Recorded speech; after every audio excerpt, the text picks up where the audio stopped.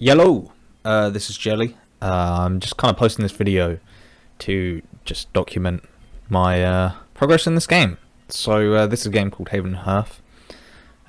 It goes back quite a few years, and I just thought I'd kind of, for my own memory's sake, just keep this around so I can look back at it in a few years. This is the base I've made over several months. I started this base in October, and I've been playing almost every day. So let me just show you around. I just thought might as well. Oh yeah, the reason I'm doing this, by the way, is because the world is resetting on April 2nd. It's currently the 21st of March at about 11 at night. So this will probably be one of the last chances I'll get to hop on this world again. Yeah, I'll show all the previous versions of my house since I started in October, so you can see the changes it's gone through. Sometimes it's slowed down, sometimes it's sped up. It just depends how much I was playing at the time. And this is it now. So as you can see, we've got, this is comparatively to other people's farms quite small. I didn't really want to spend too much on it. I just wanted the basics. This is all my base, which it isn't actually that big. If you don't know what this game is, it's normal to play with a lot of alts, but I've actually just been playing with one character. So yeah, you would have an alt for different skills. As you can see, you've got all these different ones here. And all these different ones too, which you can actually manually level up, while these are done through eating specific foods that give attributes. So the normal way is to just level up these different alts for different things like mining, combat, but I just thought I'd do it all in one character. So let me get into the proper base tour then. So I mean, this isn't going to be, if you're coming here like, oh, what is this video? This video is just for me, just so you know. This is going to be a pretty boring video if you don't know what this game is. Let me start off with the cattle. First, we've got my sheep. The first sheep I ever tamed. The taming process in this game is a bit of a pain in the ass. So you have to kind of square off with an animal for 2 or 3 real life days, and you have to keep coming back to it, and you have a certain time slot to do it, otherwise you lose progress. It's a pain in the ass. But these horses I didn't actually tame myself. I found them from abandoned settlements. This first one, I can't remember what I ended up calling it. Cat. Cat was found at a recently decayed base all the way. How far is it? Further. This is it. I mean, as you can see from this map, it's kind of in tatters. But yeah, at the time this was just recently decayed. This was November probably, and I'll get into that in a moment about decayed bases and stuff in detail. But for now, I'll just do a base tour. So this is kind of the whole area I explored. This is where I spawned. This is actually my third character because it's permadeath. But luckily, because the first 2 times I died, it was really early on, so I hadn't even set up a claim, which setting up a claim is only an area your character can go in. So if you die and get a new character, you can't go in that claim, for example, unless you set it up beforehand when you're still alive. I mean, there's no point in explaining all that stuff, but it's a long travel, and this is everywhere I've kind of explored out. So these are all my resources. I like to keep them topped up, just so whenever I wanted to craft something, I could just have it, Easy, done, lovely jubbly. This is some of the, just the part of the storage I've got. These are all curiosities. Now, pardon me. Curiosities. If you study them over, it says study time there, 1 day. 1 day in game is 8 real life hours. Well, just over 8 real life hours. So that would take 8 hours, but something like this would take actual several days to study. And you see the mental weight. Mental weight fits in here, your attention. You can see 30, this is 30, this is 1, this is 20, and it adds up to 51. I mean, if I found something that required less attention, I could also fit that in there, but that's the amount of things you could study at one time. And thanks to this thing over here, study desk, when one of these finishes, it just automatically replaces something in here. And you can see my learning points are quite high. So this is all the stuff I can spend on stats, so I'll show you what that does. I'll put it into farming, because I need farming. Oh, I can't even get it to 100, so 99. And I've got already, you can see plus 15, that's from bonuses from my clothing or the area I'm in, the realm I'm in, like in the top left. these are 3 Curiosities. Most of them are used by now. This is also Curiosities. But we've got like honey, we've got quills. I don't know why that's there, but that's just there. Honey, sorry, not honey, beeswax, which can be used for crafting good stuff. We've got bones, string, which I don't really use anymore because I'll show you in a sec. Leather, and these 2 piles are leather too, so I've got way more leather than I need. All this yarn and wool, you know, I've got loads of metal. Metal is a pain in the ass to get, by the way, like ores and stuff. Mining is a whole nother tedious thing that I'm probably not going to go into. This is like my personal belongings, like my bow, a Yule star, which I found on a tree in the Christmas time. So these are all notes. This is stuff to remind myself things to do. But there's also like this one. I found this one in the water. I'll explain while we go around. When you throw something into the ocean, sorry, there's a certain chance that will just travel around the world and appear on a beach somewhere far away, and someone else can pick it up. So you can drop anything. I think that's a really cool mechanic. Yeah, I found a lot of stuff doing things like that. So this is what I use for string mostly. This is flax. So this is 137 quality flax. So this is fantastic quality. I also farm it as well. I actually found the seeds of this quality at a base near me, which decayed about 2 months ago. To be honest, a lot of this stuff is things I found at abandoned base, but definitely not most things, I should say. So I'm just gonna go around and all kinds of things. Most of it is empty now because I've been not really going on the game as much. I recently planted some trees as well, some high quality trees. I mean, they probably wouldn't have grown. I'll show you guys in a sec. So this is like hides that I never really used or turned into leather. And this is like gilding. You can attach them to pieces of clothing to give them extra stats, things like that. This is all my other clothes. Like, this is my mining stuff, this is my combat stuff, and this is where I eat food to give me stats, because as you can see, hunger modifier, food event bonus. It makes it so when I eat the stuff I get more bonuses, like the bonus is higher, but also you'll see here this hunger level. You'll see food, I think it's efficacy, 300%, and if that bar goes up, it layers over and the percentage will go down. Food efficacy pretty much means, you know, you don't have to eat as much food to get a level up in something, essentially. So if you eat too much regularly, that bonus will decrease. So it's best to keep a low hunger level for the most part. And actually, I'll show you the room that we don't talk about.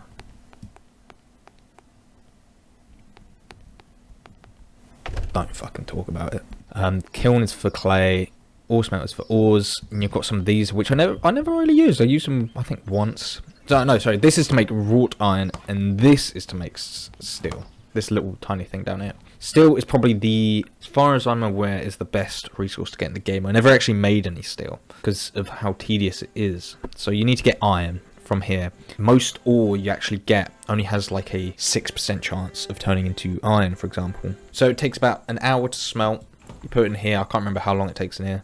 But this turns it into raw iron, and that's only I think 33% chance, maybe? Well, kind of. You have to do a bunch of stuff with that, but that's essentially what it does. And then you have to put in here, I believe, for 54 real-life hours. But it can only hold fuel for 12 hours, so you have to keep hopping on and fueling it back up. And as you can see, you can only do 2 at a time, so a bit of a disaster there, but it's worth it.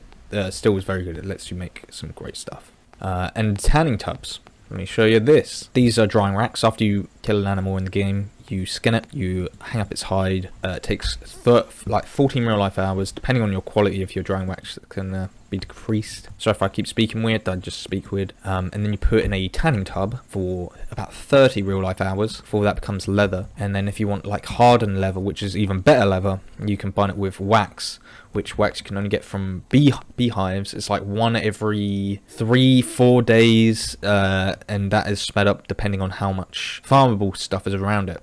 So you'll see, let me show you, like these giant farms, like compare that to the size of my farm, and you'll have beehives around there. It's like you'll normally see these circle structures for farms with a beehive in the middle. That's pretty much the standard, but I didn't want to do a giant farm because it takes a lot of time to manage.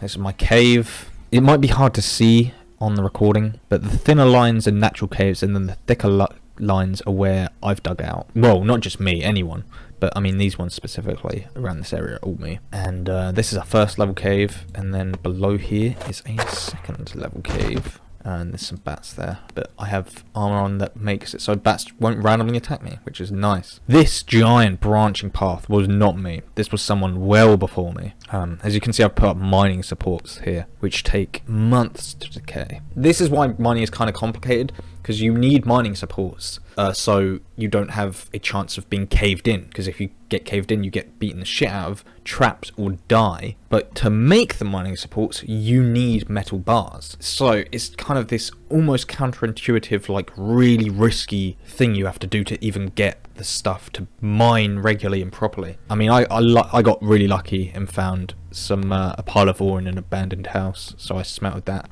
So I got the crafting recipe. I got very lucky, but if I didn't find that, I would have been struggling a lot longer to try and get metal. Oh, actually, let me show you personal claims. So this is my personal claim. It's expanded over time.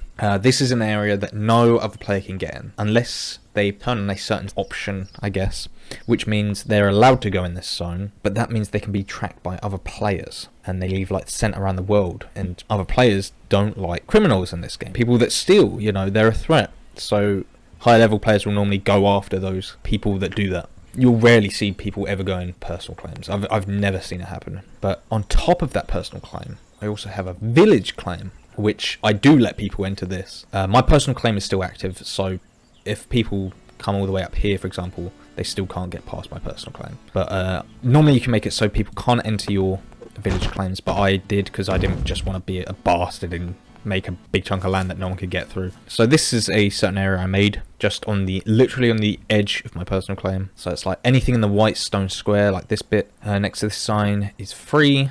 So I just let people take whatever. I actually set this up because there was another dude near me who was fresh starting off, and I wanted to get him a bunch of stuff, but I wasn't on most of the time, so I just kind of left spare stuff here.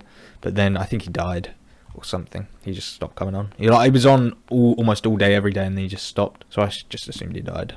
Let me go into a bit of the stats. So stats, you've got strength, that affects mining, combat, agility, also combat like dodging, intelligence, it affects my attention, as well as other things I cannot think at the moment. Constitution affects your health. My health is 272. These skills are, you know, soft capped and hard capped. You know, lower level it gives big bonuses, higher level doesn't give us big bonuses.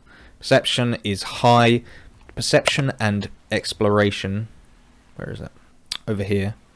They mix together to allow you to find forageables, like on the map, like these grapes and these berries, but you find much better things. It's what I spent like half of my game time doing. Charisma, I don't really know. Will either, and it's like kind of useless stats to be honest. For the most part, you rarely ever see them used. Dexterity is used a lot for crafting though. These are pretty self-explanatory. I don't really need to explain any of these. I guess survival and lore though. Survival affects like the quality of things you find around the world, and also animals, like the quality of their hide and meat and things like that.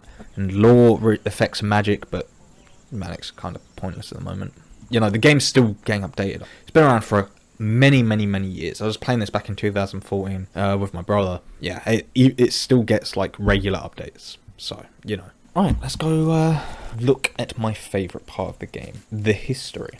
Right, here we are. This is the base that was essentially my neighbour, the neighbours which I never talked to. As you can see, there's a lot of stuff here. But before, I think I only took screenshots from when I met people looting here. But there was so much stuff here, you could barely even move around. This is the claim that was still active, by the way. Funny thing about this tower, I was the first one into this claim when the walls fell, and there was an item on the wall. It was just like a gold crown, and you couldn't really put any stats on it, so I was just like, I'll just leave it here for anyone else that gets it. Turns out that's what's used to make a realm, which is this thing in the top left, which can make a whole area that's your like claim over the whole world. And it's a huge, ginormous area, and you can add expansions to it, and anyone can live in this realm, but it just makes it so anyone there gets specific stats and things like that. So I really fucking missed out big time. I didn't know at the time what it was. That was very upsetting when I found that out. This is like someone spent like a year here, like a whole year. Well, a lot of people spent like a whole year working on this. This was someone's life. you know, it's just like someone's like would spend days and days and nights just, you know, getting all this stuff. It took so inconceivably long. This was someone's whole life, and it's still here. 2 months later, there's still bits of it kicking around. I just love it. It's living history in a game. It's so interesting. You could see, like, you'd find notes, messages to each other of what they were doing, you know, like, hey, this is what we've got to do on the docket, you know, things like that. That might sound boring, but I love it. It's like ruins in a game, except it's actual ruins, you know. It's not like designed to be ruins. It's just become ruins, you know. I mean, you get what I'm saying. I'm bad at explaining things, but I'm sure you get what I'm saying at this point. Yeah, this is my favourite part of the game, and I'm going to be playing when the next world starts up on April 2nd. This isn't a sponsor. This isn't a sponsorship, by the way. I just love this game.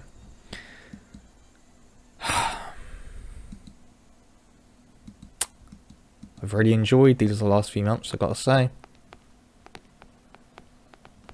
You know, this game does hold a special piece in my heart. And even though I joined this world quite late, because this is world 12, it's moving on to world 13, I